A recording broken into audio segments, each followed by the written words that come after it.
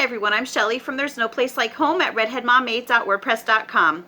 You know, I just got done trying to do a live stream a couple minutes ago and everything froze up, but I am really wanting to talk about this topic today. So I thought that rather than just ditching the live stream for the night, I will just make a regular video about it to talk with you about today. So what this video is actually called is First World Problems, Preschool Waiting Lists. And this is something that has been festering in my mind for the past couple of weeks since I read an article on my Fox News app. So before I actually get into what that article was about is, I just want to reiterate to you, if you've never been here before, or if you just have never seen me really talk about preschool, is that I think that there is an unnecessary push on our little ones to learn in a way that is not conducive to kids their age. We see posters at the library and, at the doctor's office and out in the community everywhere for preschools and daycares and Head Start programs for kids as young as like 2 and 3. And it's just pushing about early literacy and early childhood education. And, I just want to know when we as a society decided to stop allowing our kids to be kids. Because if you actually would follow the scientific evidence, and I especially love to read Peter Gray, he's in Psychology Today, he has some excellent insight on how kids learn, is that children that young are not wired to learn in a way that they would be doing in a school setting. They're not wired to be sitting at a desk all day long, to confine to a building. Children who are 2, 3, 4, even 5 years old, even sometimes older than that, they learn through playing. That is how God made them. That is how they pick things up, make sense of the world. And I think that we're really doing our kids a disservice by expecting them to be little miniature adults, which, let's face it, a lot of times that's what's happening. We're expecting our little ones to be miniature adults. And besides expecting things from them that are not age appropriate, we are also we are not having that bond with our kids anymore, because how can you have a bond with your little ones if they are not with you for a good part of the day? These early years for children, they are the time that your kids are really learning and growing rapidly. And parents need to be a part of that. They need to be there in their children's lives, supporting them and, just watching their kids grow. Because, why? Okay, I have to ask the question. I wonder why some people have kids, honestly. And so now I will get to the article in question. It was in Fox News, and I'm actually going to read it to you directly from my laptop here. The title is Latest Hurdle in Grueling U.S. Daycare Hunt, Waitlist Fees. And I remember thinking to myself, oh boy, what is this going to be about? So, I started to read it. Even before Tricia Shailcamp knew the baby growing inside her was a boy, she embarked on the search for childcare with urgency and intensity.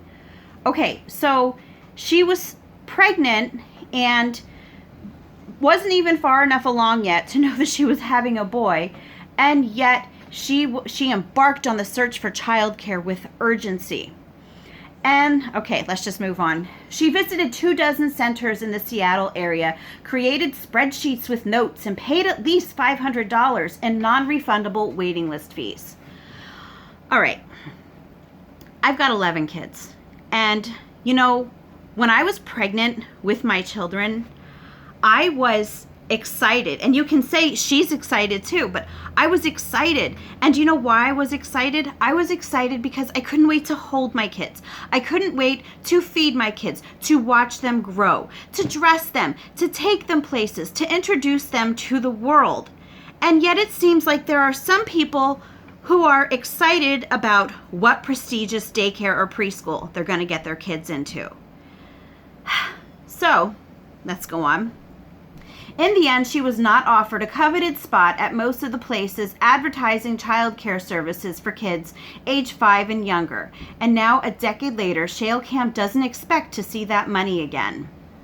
Okay, so we're back to the $500 that she spent on waiting lists for daycares.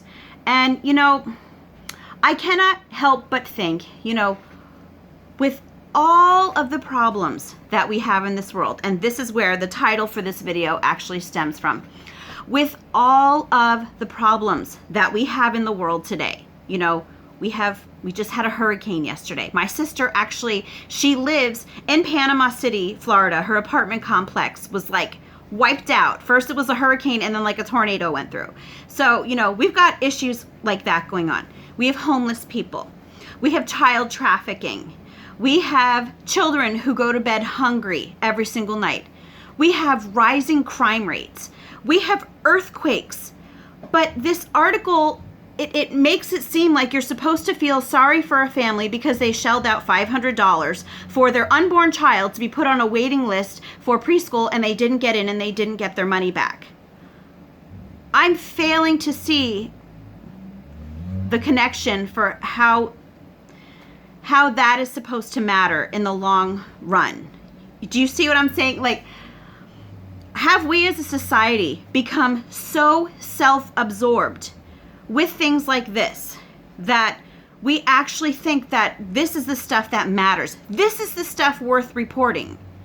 It's not. So it just goes back to that question, if you are pregnant with a child, why are you spending all of this time and money on finding someone else to take care of them? And I know that a lot of people are going to say that I am being judgmental about this, but I am just asking a question that I think needs to be asked, because I think that so many people are supposed to raise these questions anymore, and that is why there is so much insanity. Now, I'm not saying this is insane, but there is a lot of insanity going on in the world today.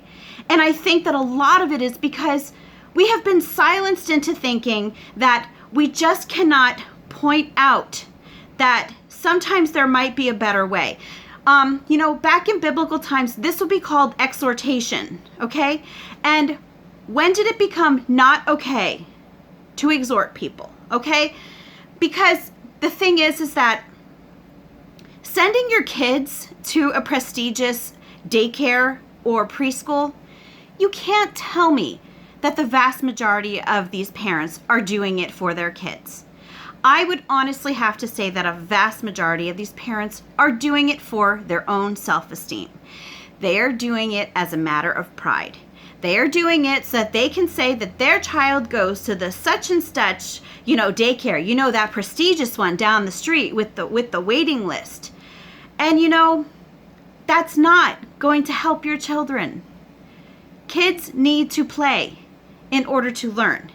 They need to be with their moms and their dads and their siblings.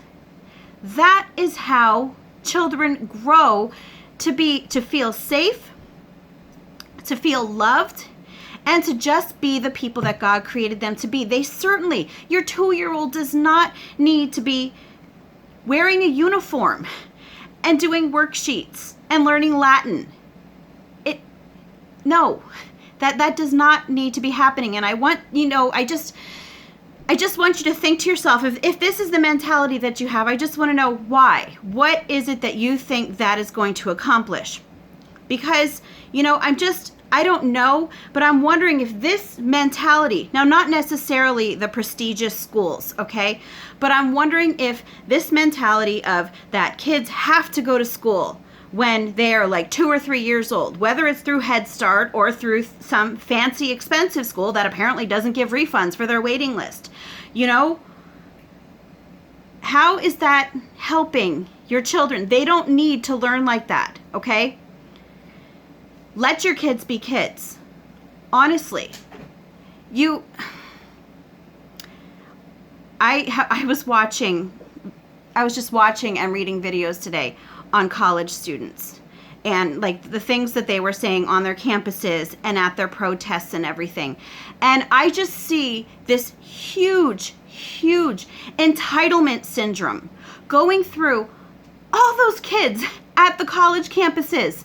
And I'm just watching it, like smacking myself on the head thinking, oh my gosh, Where did these kids pick this up from? How did this mentality get wrapped so tightly around these kids?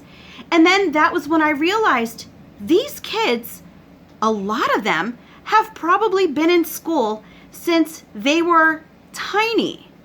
And, you know, that gives these schools, whether it's through a nice fancy private one or, you know, like a government funded Head Start program, which honestly, I think that they want your kids when they're 2 because that way they have their hands on your kids for a longer amount of time. Yeah, I'm not making any apologies in this video today. I can't help it. But anyway, that is what they want. And that is what ends up happening, because the longer that these kids have in these places of schooling, I'm not even going to say place of education, it is a longer time for them to be indoctrinated into the insane mentality that you see going on college campuses today. It's crazy. So I had to get that off my chest. So I'm just going to read one more paragraph from this. It says, with demand for high quality preschools seemingly insatiable yet supply starkly limited in America's most expensive cities, the money back not guaranteed caveat is becoming routine and exacerbating the already grueling search for daycare services for many working parents. I have some advice. Just consider being with your kids. Consider the fact that it shouldn't be up to someone else to raise them. And I know that a lot of people are going to say that some parents, you need to have 2 working parents. And I agree. There are families like that. If your family, however, has enough to throw out $500 for a waiting list like 8 months before a child is even born, let alone a few years down the line, they'll be old enough to go there. I don't think that's the case with you. So, yeah, this is my call. I want to have sanity back. And to me, this is one of the root causes of it. Anyway, yeah, that's the end of this rant video that I just had to do. If you like this video, you can give it a thumbs up. If you haven't subscribed yet and would like to hear more of what I have to say, I would love if you would do that. If you have any questions or comments, you can leave one down below. Just be nice, because I'm pretty sure that I probably ticked some people off with this, but I can't help it. I'm just in one of those moods where I've got to say it. Somebody has to say it.